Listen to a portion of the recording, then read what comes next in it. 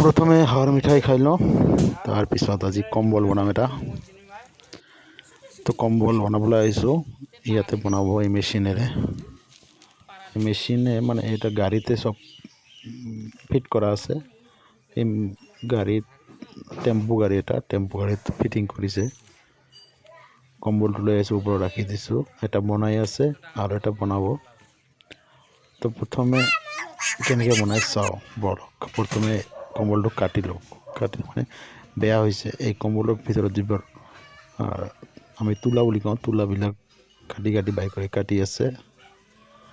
কাটাৰ পিছত মানে কাটিব, কাটাৰ পিছত এই গাড়ীৰ যি মেচিন আছে মেচিনত ভৰাই দিব। ভৰাই দিয়াৰ পিছত এই চালু চালু চালু।